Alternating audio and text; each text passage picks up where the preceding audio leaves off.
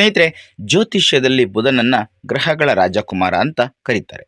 ಇದು ವ್ಯಕ್ತಿಯ ಬುದ್ಧಿವಂತಿಕೆ, ಮಾತು, ತರ್ಕ, ವ್ಯವಹಾರ ಮತ್ತು ಆಲೋಚನಾ ಸಾಮರ್ಥ್ಯಗಳ ಮೇಲೆ ನೇರವಾಗಿ ತನ್ನ ಪರಿಣಾಮವನ್ನು ಬೀರುತ್ತೆ.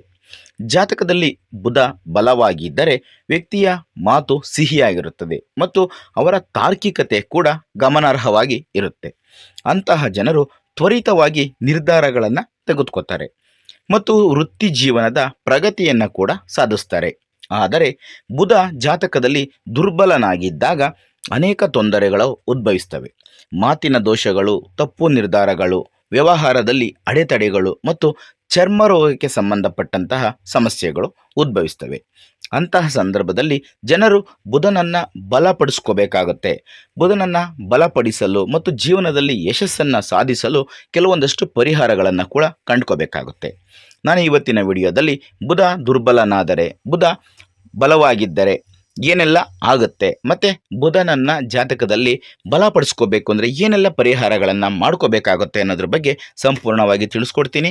ಹಾಗಾಗಿ ಈ ವಿಡಿಯೋನ ಎಲ್ಲೂ ಕೂಡ ಸ್ಕಿಪ್ ಮಾಡದೆ ಪ್ರತಿಯೊಬ್ಬರು ಕೂಡ ಕೊನೆವರೆಗೂ ನೋಡಿ. ಹಾಗೆ ನೀವೇನಾದರೂ ನಮ್ಮ ಚಾನಲ್ಗೆ ಇನ್ನೂ ಹೊಸಬರಾಗಿದ್ದರೆ ದಯವಿಟ್ಟು ಈ ಕೂಡಲೇ ಸಬ್ಸ್ಕ್ರೈಬ್ ಮಾಡ್ಕೊಳ್ಳಿ. ಸ್ನೇಹಿತರೆ, ವಾಣಿಜ್ಯ ಮತ್ತು ಹಣಕಾಸು ಕ್ಷೇತ್ರಕ್ಕೆ ಬುಧ ಕಾರಕ. ಇನ್ನು ಗುರು ಜ್ಞಾನ ಮತ್ತು ಬೆಳವಣಿಗೆಗೆ ಕಾರಕ. ಶುಕ್ರ ಹಣ, ನಗದು, ಹಣಕಾಸು ನಿರ್ವಹಣೆಗೆ ಕಾರಕನಾದರೆ, ಶನಿ ಸಾರ್ವಜನಿಕ ಸಾಲ, ಬಾಂಡ್ಗಳು, ಸಾಲಗಳ ವ್ಯವಹಾರ, ವಹಿವಾಟುಗಳಿಗೆ ಕಾರಕನಾಗಿರ್ತಾನೆ. ನಿರ್ದಿಷ್ಟ ಮನೆಗಳಲ್ಲಿ ಇರಿಸಲಾಗಿರ್ತಕ್ಕಂತಹ ಈ ಗ್ರಹಗಳು ವ್ಯಕ್ತಿಗೆ ಹಣಕಾಸು ವ್ಯವಹಾರದಲ್ಲಿ ಕೆಲಸವನ್ನು ಮಾಡಲು ಪುಷ್ಟಿಯನ್ನು ನೀಡ್ತವೆ. ಅಂದಹಾಗೆ ಬ್ಯಾಂಕ್ಗಳಲ್ಲಿ ಕೆಲಸವನ್ನು ಮಾಡುವಂತಹ ಜನರು ಯಾವ ಗ್ರಹವನ್ನು ಬಲಪಡಿಸಿಕೊಳ್ಳಬೇಕು? ಬುಧ ದೋಷಗಳನ್ನು ನಿವಾರಣೆ ಮಾಡಿಕೊಳ್ಳೋದಕ್ಕೆ ನಿರ್ದಿಷ್ಟ ಮತ್ತು ಪರಿಣಾಮಕಾರಿಯಾದಂತಹ ಕೆಲವೊಂದಷ್ಟು ಪರಿಹಾರಗಳು ಏನೇನು ಅನ್ನೋದನ್ನು ಈ ವಿಡಿಯೋದಲ್ಲಿ ಮುಂದೆ ನೋಡ್ತಾ ಹೋಗೋಣ. ಈಗ ಜಾತಕದಲ್ಲಿ ಬುಧ ಬಲವಾಗಿದ್ದರೆ ಏನೆಲ್ಲ ಆಗುತ್ತೆ ಅಂತ ನೋಡೋಣ. ಜ್ಯೋತಿಷಾಸ್ತ್ರದ ಪ್ರಕಾರ ಬುಧ ಗ್ರಹವನ್ನು ಜ್ಞಾನ, ತರ್ಕ, ಮಾತು ಮತ್ತು ವ್ಯವಹಾರದ ಗ್ರಹ ಅಂತ ಕೂಡ ಪರಿಗಣಿಸಲಾಗುತ್ತೆ. ಬುಧ ಬಲವಾಗಿದ್ದಾಗ ವ್ಯಕ್ತಿಯ ಮಾತನ್ನು ಶಕ್ತಿಯುತವಾಗಿಸುತ್ತೆ ಮತ್ತು ಅವರು ಜನರ ಮೇಲೆ ಪ್ರಭಾವವನ್ನು ಬೀರುವಂತಹ ಸಾಮರ್ಥ್ಯವನ್ನು ಹೊಂದಿರ್ತಾರೆ. ಆದರೂ ದುರ್ಬಲ ಬುಧ ಮಾತನಾಡುವಲ್ಲಿ ತೊಂದರೆಯನ್ನು ಉಂಟು ಮಾಡಬಹುದು ಮತ್ತು ಅವರ ಆತ್ಮವಿಶ್ವಾಸವನ್ನು ದುರ್ಬಲಗೊಳಿಸಬಹುದು. ಬುಧನ ಪ್ರಭಾವದಿಂದ ಜೀವನದಲ್ಲಿ ಹಣಕ್ಕೆ ಸಂಬಂಧಿಸಿದ ಕೆಲಸವನ್ನು ಮಾಡುವ ಜನರು ಅಥವಾ ಉನ್ನತ ಸ್ಥಾನಗಳಲ್ಲಿ ಇರುವಂಥವರು ಇರ್ತಾರೆ. ಜ್ಯೋತಿಷ್ಯದಲ್ಲಿ ಬುಧನನ್ನು ಗಣಿತ, ಬ್ಯಾಂಕಿಂಗ್ ಕ್ಷೇತ್ರದ ಅಂಶ ಅಂತ ಕೂಡ ಪರಿಗಣಿಸಲಾಗುತ್ತೆ.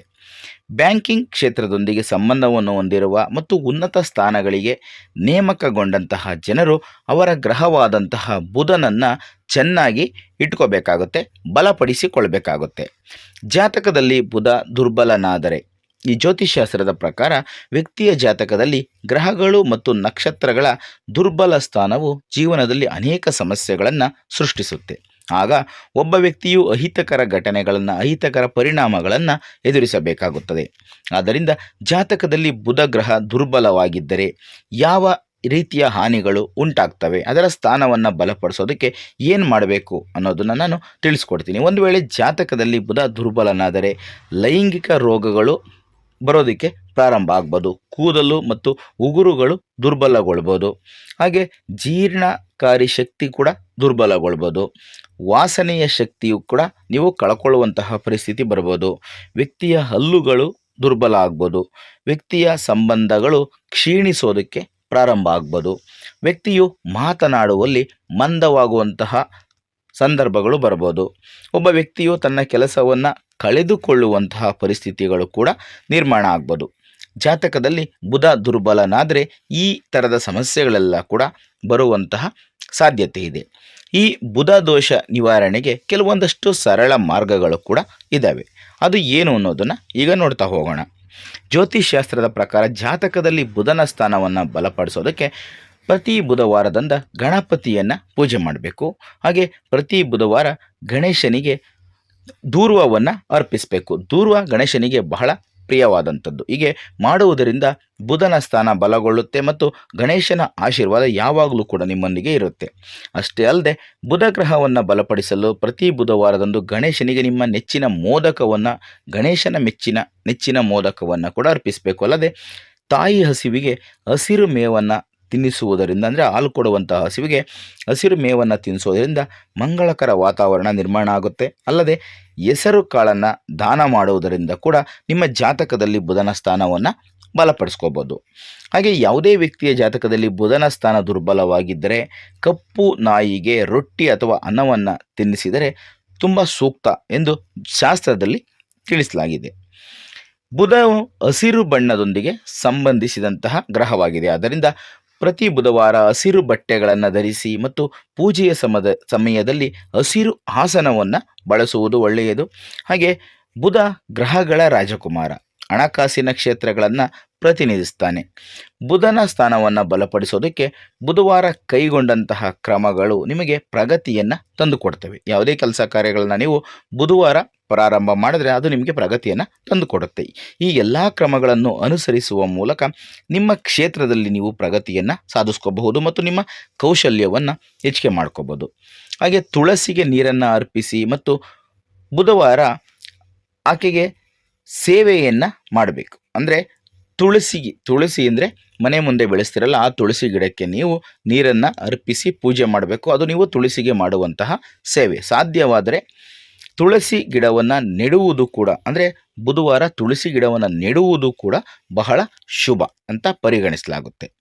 ಹಾಗೆ ಪ್ರತಿ ಬುಧವಾರದಂದು ಹಸಿರು ಬಟ್ಟೆ, ಹಣ್ಣುಗಳು ಅಥವಾ ವಸ್ತ್ರಗಳನ್ನು ದಾನ ಮಾಡುವುದರಿಂದ ಬುಧ ದೋಷದ ಪರಿಣಾಮಗಳು ಸ್ವಲ್ಪ ಮಟ್ಟಿಗೆ ಕಡಿಮೆ ಆಗ್ತವೆ. ವಿಶೇಷವಾಗಿ ಟ್ರಾನ್ಸ್ಜೆಂಡರ್ಗೆ ಸಂಬಂಧಪಟ್ಟ ಜನರಿಗೆ ಹಸಿರು ಬಟ್ಟೆಗಳನ್ನು ನೀಡುವುದು ಶುಭ ಫಲಿತಾಂಶಗಳನ್ನು ತಂದುಕೊಡುತ್ತೆ.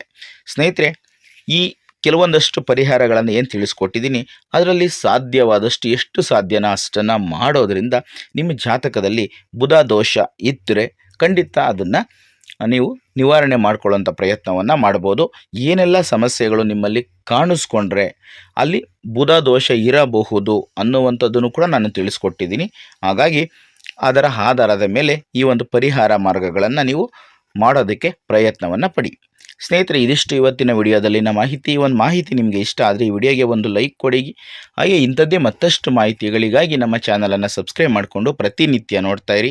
ಮುಂದಿನ ವಿಡಿಯೋದಲ್ಲಿ ಮತ್ತೊಂದು ಹೊಸ ರಾಶಿ ಹೊಸ ವಿಷಯದೊಂದಿಗೆ ಸಿಗ್ತೀನಿ. ಎಲ್ರಿಗೂ ಕೂಡ ಒಳ್ಳೆಯದಾಗಲಿ. ಧನ್ಯವಾದಗಳು.